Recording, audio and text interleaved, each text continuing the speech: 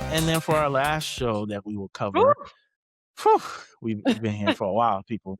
The Pit, season 2, episode 2. Please go back and listen to last week's episode where we discussed episode 1. We both enjoyed the Pit. I think I like the Pit a little bit more than you. That's because you prefer Grey's Anatomy, which is fine. I mean, I It's just fine. feel like the Pit is it's a slow burn. Kind of like I'm saying, like it's a lot of things happening in Fair. the Pit. It's a lot of things happening in the Pit, but they're like things that really don't matter.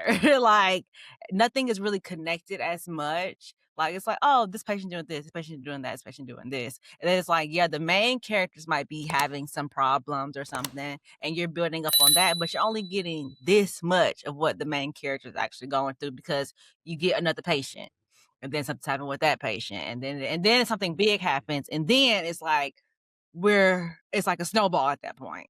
Mm. That's how I That's, feel the Pit that's is. fair. That's fair. I think for me, it kind of it taps into like my neurodivergent brain and how I like the attention to details, and it makes me think Yes, about like real world scenarios yes, versus like 100%.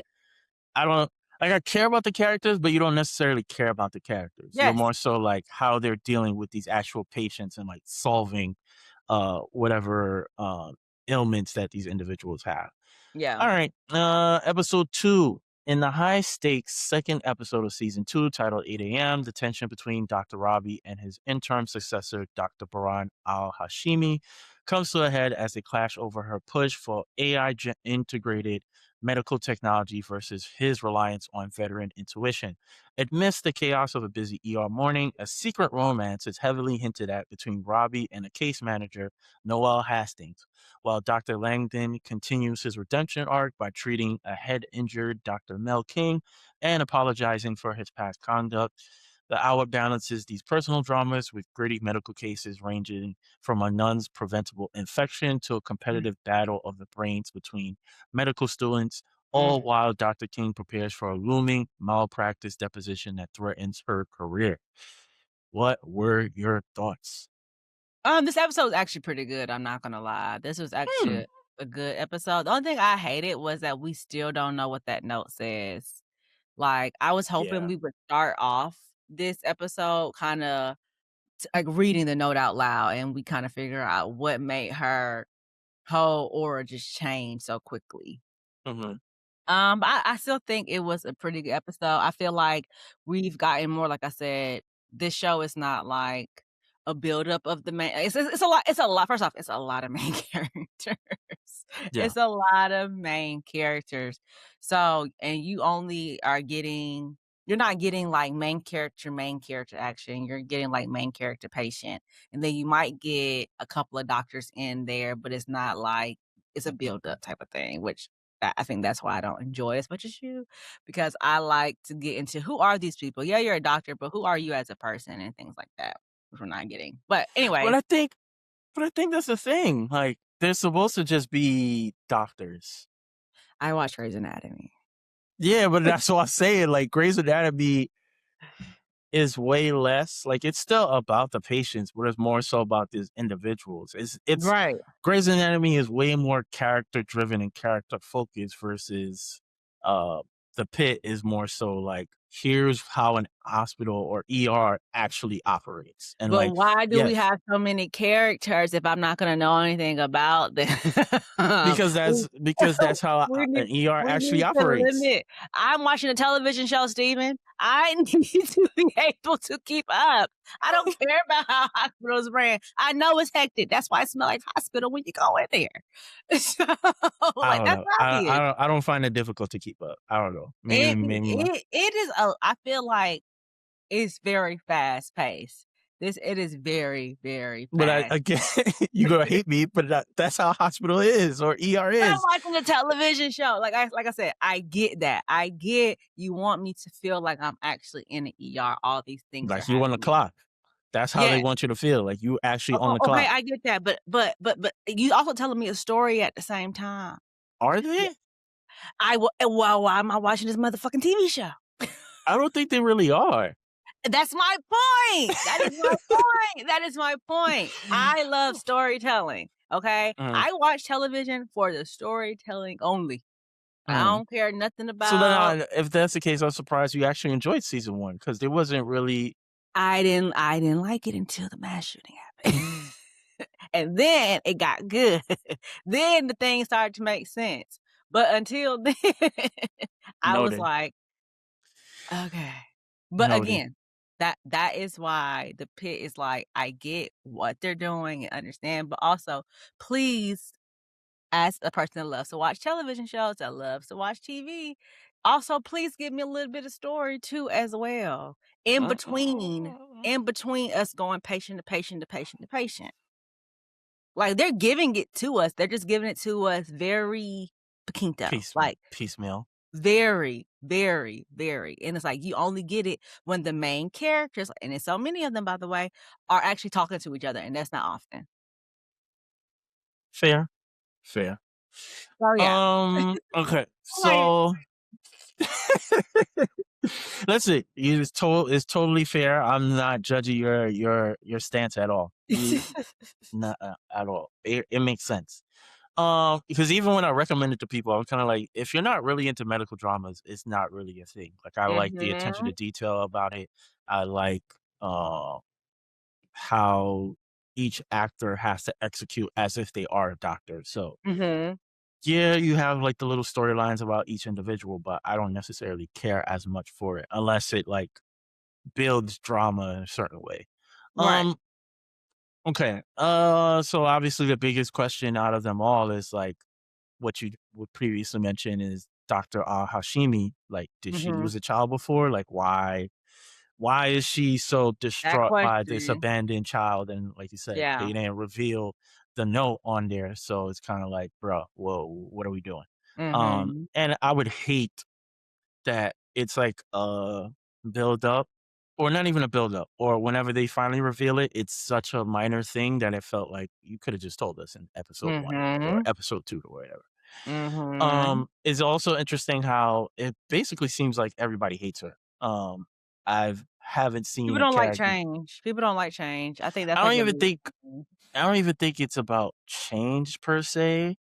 I think it's more so like I think I said it last week. Like I don't think she's the greatest people person. Mm, Like I think I have it here later on. Or maybe I'll bring it up later. Um but yeah, so I think it might be right to your point because I also have on here like the ER is a fast-paced, ever-evolving environment. She's the always go by the book type of person, and it's mhm. like those 2 things don't necessarily mesh well. Like sometimes you Yeah. can't just go by the book. Sometimes you just gotta use your intuition Mm, or use your expertise to like figure some yeah, shit out because it's literally life or death for people. yeah. Um, the girl, there's the one patient who super glued her eyelid shut. Yeah. Um, 2 things of note. Well, the thing I have written down here, it makes me think about that black girl who, like, super glued her hair down, who went viral Oh, years ago. It made me think about that. And then I think I was reading something, but that's actually the guy who plays Dr. Langton. That's his actual, real wife, um, okay, I can see that. who plays the patient. Um, I knew there was gonna be something there when they and then when they cut the homeless dude's cast, when they cut his cast, I knew there was gonna be something disgusting in there. Like I saw it was like cutting the I didn't cast think on. maggots. I thought it was gonna be like a skin infection or something, but the Yeah, maggots? I knew there was gonna be something crazy in there. I knew something gonna be crazy in there. I Oh wrote my that Doctor. I wrote Doctor Al Hashimi has trash people skills, and I think this is the scene where she's showing the AI tool to the younger doctors or the student Mhm, doctors, and then one of them was like, "Oh, well, there's a typo here, or there's whatever," exactly. and she got like, "Well, it's 98% accurate or whatever." Right. Like she got immediately defensive or like throwing stats out there to debunked, how, nothing is perfect or whatever. Um, and so I think that's where like the trash people skills come in. Or it's either that scene or it's the scene where I think Robbie is talking to Dr. Mel about the lawsuit and Robbie tells her, like, yeah, I've been sued a bunch of times or whatever the Yeah. case may be. And then he's like, Dr. Al-Nashimi, have you ever been sued? And she's like, that's never happened to me a day in my career and nothing else. And it's like, and I've seen some discourse a lot online about that of like, well, why would you lie to make this other person feel good? And I'm like, you didn't necessarily have to lie, but you could have Yeah. gave them words of encouragement of like, I haven't experienced that, but I may have had a Mhm. colleague who has had that experience She or gave it whatever. eventually. She did give it eventually, Did but she? I don't remember that part. she did. It was one point where it was another patient, I can't remember what was happening, or maybe I don't something happened where she was basically like, "I've never had it, but I've had several colleagues who have, and I know your work, and I know what you're capable of, so Oh yeah, she did say that. I But she know." should have said she could have said that like 20, 30 minutes That's earlier. what I'm saying, that's what I'm saying. Yeah. She coulda led with that, like, especially you already like, I worked with you before, so, like, I know who you are, so, like, don't worry about it, but instead, she kinda, like, boosted herself up there. But back to, like, the whole AI thing of it all, Mhm. I feel like that AI tool, with it not being 100% correct with those notes, is going to be something so big where Mm, it's somebody going to be dies. yes, where it's going to be a malpractice on her, and that's gonna be her first. Ooh, and that's gonna be her wake up call. Mhm, That's a good one. mhm. I didn't think about that. That's a good Yeah, one. because medications are very important. Like, you can't get that wrong. You can't get Yeah. notes about what's going on with a patient wrong. You have to be very accurate because this is their life. You know what I'm saying? Like, this is life or death, and you're using AI to make it quicker and easier for you. But then that's going to be something that's happened to your patient where another doctor is coming on top of your work and they don't even know because it was a typo. So I Right. can see that, like, being a snowball effect in this season, for sure. That's a good prediction. I did not Yeah. think about that. I took it with like a grain of salt. I took it as more of like the commentary about AI as a whole and the world basically and how it's being used and Mhm. the good and the bad effects of it. But that's an interesting sort of Yeah, I feel like the bad prediction. AI that people talk about is it's so incorrect, it's wrong so much that people are Mhm. still taking it as it's still facts even though it's wrong, and people are Right. still going with it, and that is like that is major for our society where Mhm. people are so not that smart anymore, where it's like they don't even know where to go to get the actual facts of it, and they're just running with these lies, and then that's like a snowball effect. Right. So Right. I am hoping that my prediction is actually correct because I think that'll show, like, in a medical field of why AI might not be the best. Like, it's great and to a fault. It's great to a fault. Right. So, Right. yeah. Right. Yeah. I wrote this down here because it just made me randomly think. But we have that scene where they have to get the baby to pee because they want to do testing on the urine, Yeah. and it just made me think about like child labor. Of like, Mhm. I obviously don't have children. You don't have children. Mm-mm. I don't know if I would feel comfortable with like signing up my kid for work. Like they're an infant. Like I don't know. It feels like a little bit weird. I don't know if predatory is the right word. Mhm. Like I know I have a homegirl who, she'll have her children like participate in like Gerber Mhm. baby shoots or whatever. That Yeah. I'm not necessarily too mad at. But like an infant, like they can't communicate in any capacity and like you need and I'm trying to be respectful. It's like you need the money that bad? Like Maybe capitalism, I capital don't know. I and just they're gonna it always feels need babies, especially and we see a lot of these child actors because we like a lot of our big stars or whatever have were child actors, and we see who they are as adults.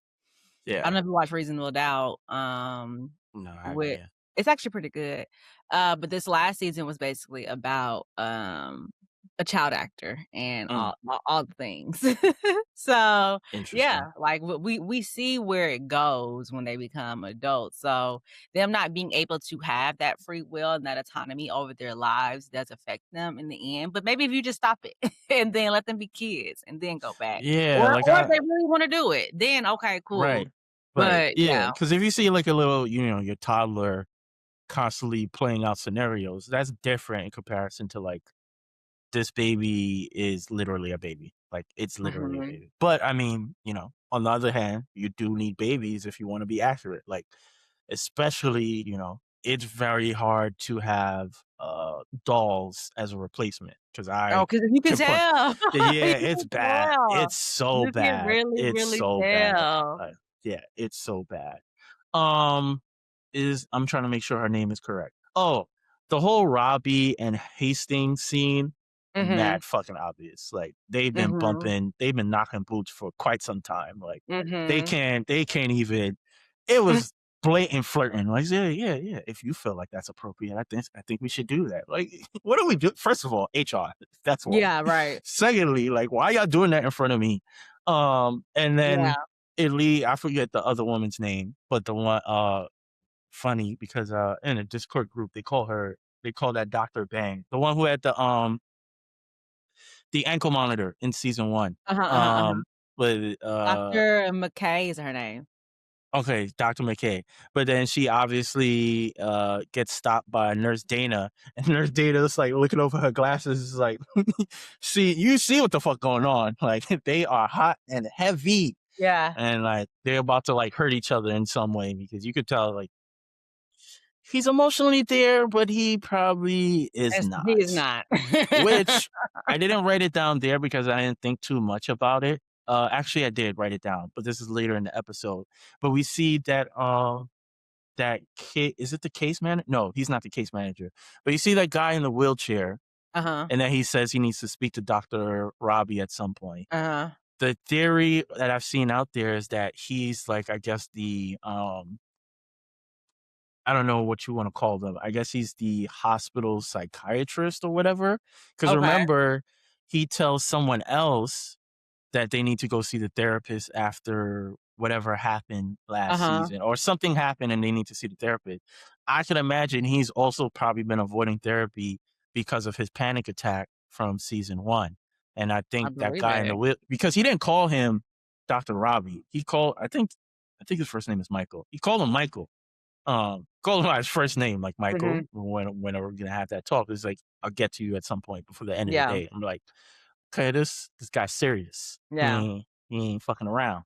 Yeah. Um, the one negative I have here, or potential negative, I hope Dr. Langdon does not like wallow and feel guilty all season because he was on them pills. Because he's been apologizing to everybody and they fucking mom. I actually like that he is being so straightforward about his addiction. I actually enjoy it because I feel like even though he's making it awkward for some people, it's like, "Dang, we know you was we know what's wrong with you. We didn't wanna say nothing. We heard about it, you know? What you telling us, like, that's awkward." But it's also, like, I guess kinda holding himself accountable and Mhm. sometimes in some way putting that accountability on others to also hold him accountable, where I feel like he don't wanna go back because of the whole situation. Which I hope that he's like, addiction is hard, addiction is really, really hard. So being able to hold yourself accountable and other people hold you accountable so you won't go backwards, I think I like that he's being straightforward about his addiction because I feel like a lot of people who have addiction, that is hard to even do. Even when you're moving Yeah, forward. like I don't have a problem with him being straightforward, but it's like you apologize to Louis, you try to apologize to Robbie, you apologize to Mel, you apologize. Like how many apologies get? He ain't apologized to that one doctor who is Oh, Santos, they got beef. Listen, they are I avoiding each am a other so uh, hard. in the words of Cardi B, if it's beef, it's beef It'd be forever. forever. It's beef forever. Like I would not like 10 toes down about mine. Like I'm fine with him being, forward about it, He but it's should be like beefed out with her. Like, he should not be everybody like that's the yeah, come on. accountability part. He should not be beefed out with her, because if it wasn't for her, he would be still wilding and doing some crazy stuff illegally I that mean, violate yes, but his license. he technically didn't fuck up anything in terms of his patience. So he had a good streak going. He had a good shift. He had a good shift season 1. He had a good shift. He's Ain't good. nobody die on his watch. But it was like, Yet, damn, bro, like how many yet, yet. how many, and I don't even think I think it's more of like a awkwardness versus like a beef at Yeah, this point. Like I think they're yeah, both, I think she's more like awkward about it because like, damn, I got him caught up. yeah, And he's more so like, damn, I got fucked up and it was like a newbie who caught me and like now I'm trying to yeah. be better, but it's whatever. But it's like the whole wallowing and like feeling bad about yourself is like, come on, because when he's apologizing, it's a fast paced environment. Niggas Yeah, ain't got time for that. Like, I got patience, I got shit going on. Like, yeah. you fucked up, yes, but you're back now. We know you went to rehab. You're back. Just do your Yeah. job, and we good. Like that, we good. We just need you when we need you, and Nobody that's wants to it. be a doctor addict. I'm so sorry. Yeah, it's like I Nobody don't know. wants to be a Yeah, that's a malpractice right there. Like, yeah, nobody wants to be around Doctor Addict. We got shit to lose. yeah, That ain't yeah. it. So I got That shit ain't to do. it. Yeah. Like, Yeah, no. I got maggots on this guy's Exactly. flesh. Like I ain't got time for your Exactly. apologies. Um, I had this question. I don't think I Mhm. know anybody that's a doctor, which is not good on my part. Oh But god. the question I had, um, we see, I forget his name. I need to start writing this stuff down. But the one who is from, I think he's from the country or he's from a farm or whatever, and now he's an official doctor. Mhm. Uh, I Mhm, think mhm, Whitaker. mhm, mhm, mhm. Huckleberry. He's yes, Huckleberry. He's dealing with that woman and her husband. Well, the husband died, but he's dealing with that woman with the Mhm. Alzheimer's. I was so curious of like what's the protocol with that because he has to tell her multiple times that her husband died. And I feel like I don't know. I feel like that's a bit weird because you're forcing this person to like relive trauma Yeah. repeatedly. But she not Like, gonna remember it. yeah, so it's kind of like, yeah, but it's also like, but she's also old. So it's like you might tell her the news that one time, And her it's heart go home. up. Yeah. So it's like, I don't know. I I don't bet, know. it's tough, I'm sure, but I think that goes back to what they call it, patient care, about Mhm. bedside manner, and stuff like that, where it's like I mean, you can only do so much, like, your job is actually something way bigger than, babysitting someone and being with someone throughout the day, so that says something else about you rather than you just being a doctor, I guess. Doctors are multifaceted, so Yes, they they yes. they deal with a I was lot, I'm admit just right. I was just really curious as like, is that the proper approach of like, is that what you would normally do with someone who has Alzheimer's? Like, there's a difference between repeating events to somebody versus it's traumatic events. Like you're telling somebody 3 to 4 times, like, hey, your husband died. But also, he's trying to get help for her, and they can't even get help for her, for someone to take her into their care. I don't know if you remember that part in the episode Yes. where they're like, "Yeah, that's can it happen today?" He's like, "No, that's not happening today." So, like, even that, like, they're gonna have to admit her for someone to watch over her, but until they can't even get there, this is the solution. It's actually a lot going on there. Yeah. It's a lot. It's a lot. It's definitely a lot going on, yeah. Already brought up the guy who wants to talk with Robbie. I still dislike Santos. There's nothing she could do that could be redeeming to me. I just not a fan. Not a fan. Um, then you have I forget her name, but you have I'm gonna just call him Shaggy.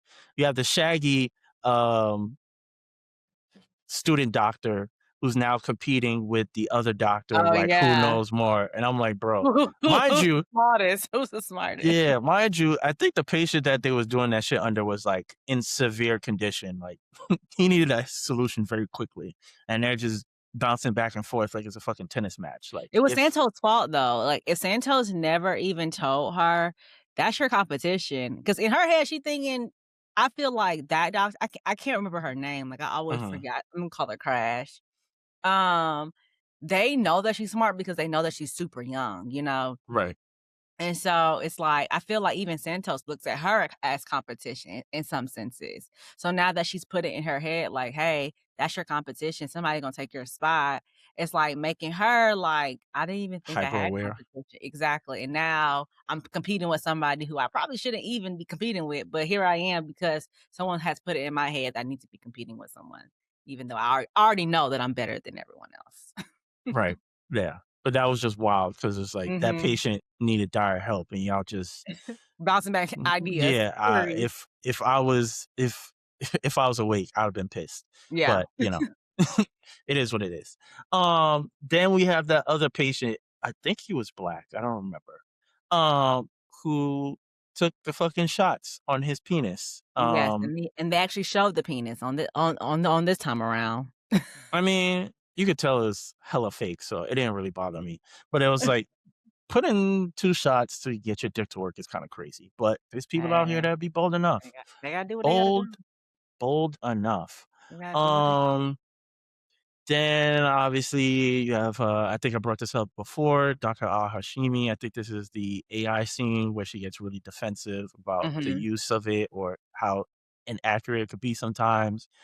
Oh, no, not even that. I think it was I forgot what patient was in that room, and then her and Robbie had a disagreement of how to best treat him, and mhm, so because she didn't align with Robbie, she immediately walks out the room. mhm, And then we clearly see I think this is the patient who had a piece of broccoli stuck in mhm. his throat somewhere, and I wrote down, 1, chew your fucking food, that's first of all, and then secondly, I really wish Al-Shahimi Al-Hashim yes, Al-Shahimi was in that room to see that, to prove like, "Hey, sometimes you're just, it's not you can't always just go by the book. Sometimes you gotta, take risk, unfortunately, Not or even rely that. on your knowledge." Not even that. I feel like I love that Robbie kinda says it often about how this is a teaching hospital.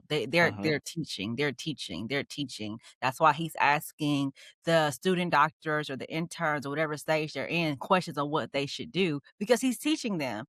Right. And I feel like for her, it's like, "I am the teacher, so I can't be taught anything." I feel like Mm, that's her mm. position. But she too should be learning some things because that's what Robbie does. He's also like even like he's asking his students, but they're probably teaching him stuff like that's why he's bouncing ideas off of them because they're both teaching each other. And I feel like she's losing that plot because she wants to prove herself in Mm. some senses. So yeah. Well, right, when she catch a body, we'll see what happens with the whole teaching That shit. malpractice is coming. That malpractice is coming. I'm telling you. The more we keep talking about it, yeah, she's getting a malpractice at the end of it. So yeah. I don't know if you have any other points before we get into our rating system. Let's see, hold on. Do ba ba ba ba ba. No, the last thing I had was, this is a hectic morning. It's only 8 AM, and it's actually starting to pick up, actually. Which So, is yeah, wild. Wild. yeah. For me, I actually gave this 3 out of 5 remotes. I think the premiere for me felt more intense in Mhm. comparison to this. I felt like this is obviously another hour into the shift, so more stuff is happening, but nothing like Yeah. crazy versus episode 1, we don't start, but episode 1, we have the abandoned baby, we have the deaf woman in the, waiting room, we have Langdon returning, like, we have so many things that are transpiring versus this felt like, "Oh, okay, like, things are picking up, but nothing, like, crazy, like, nobody's died, nobody's in, Mhm. like, serious condition as of yet, like, it's Mhm. all somewhat regular or normal." Yeah. Um, so yeah, I gave it a 3 remotes out of 5. 3 Okay. remotes. I would give it a 4 actually. It's actually kind of funny when then I'm thinking about it, like currently right now, hindsight. Everything I was saying before we even talked about the episode about like no storytelling is being told, if things are just moving and stuff. But as we've been talking, I kind of have been talking about the story of the Same. whole entire episode, which is actually what I want. So I feel like I got exactly what I wanted. Now that I think about it, and yeah, I thoroughly enjoyed it. I feel like it's a build up. Like I said, it's a more of a slow. It's like a fat. It's like it's crazy how it's gone actually because things are moving really quickly, but the story is being told slower. Mhm. So everything else is happening very quickly. So you actually have to really pay attention to what's going on and what's being said. Heavy on what's being said to even catch the storyline of it all. Because even like you talking about Robbie and the case manager, I didn't even catch what was going on when it was coming to them. I was so confused. I thought Robbie and the case manager had something going on with, like, the hospital or something. Because like, remember last season, that was a whole thing with, like, the budget of, Mhm. the hospital. So I thought it was, like, another thing like that where, "Why are we taking this patient to a whole nother hospital? We can treat him here," type of thing. So, I didn't catch that, but again, of the story. A very step by step of the story. So I enjoy. But not but I would say in addition to that, I think again, it kind of mimics a real workplace environment, because if you Yeah. worked in retail or you work with large groups of people or anywhere, it could be corporate too, of like when you get some tea or some shit happens, it's not usually like this is the only thing we focus on because Yeah. everybody's so busy. You're kind of doing a million different Yeah. things, and then you'll get bits and pieces, or you bring Yeah. up the conversation all over again. So I think Yeah. that's kind of like why it's piecemeal in that way. Yeah. um but the general public gave this the same rating as they did for episode 1, which was an 8.3 out of Yeah. 10. So unfair. I mean, season 1 was pretty good. Season 1, they didn't rate anything below. The lowest rating here is 8.2 for season Okay. 1. So, and they gave, yeah, they had pretty good, pretty good, pretty good. That was a lot. We covered a lot. We did. Yeah, and it's gonna be like this for a while. So y'all better fucking tune in because we got the Pit, we have God. Hijack, we have A Night of the Seven Kingdoms. Um, what else? I know Cross comes out in the next few Yep. weeks, I Paradise. believe. Paradise comes out in the next few weeks. I feel like there's something else that I'm skipping. I don't know. So many things. Hijack, like there's so many things that's going on. And It then the is. Pit is 15 episodes, so we're gonna be talking about the Pit until April. So there's that. But we appreciate everybody for tuning in. Make sure you do what we really need you guys support on, like, comment, subscribe, rate, and review on all platforms. We're on Apple Podcasts, we're on Spotify, we're on YouTube, we're on Amazon Music. You can listen on your Kindle device. We're on Instagram, we're on TikTok, we're on Threads. That needs to be And pre-recorded, man. listen, man, I gotta give it, new one every time. Like, new one every time. Switch it up. Sometimes I start with Apple, sometimes I start with Spotify. Like, I hear you. And I probably should do it in the beginning too, just as a reminder. Maybe I'll Yes. even put like a little graphic, like, boop, like, Yeah. boop. Something. Because I don't know how you do it. I don't know, but we need a support. The more you like, the more you comment, the more it gets, discoverability and exposed to other people that aren't following the show. So every interaction counts. But that's all we got. We'll be back next week for Hijack and the Pit and A Night of the Seven Kingdoms. So yeah, y'all better tune in. Bye. Bye.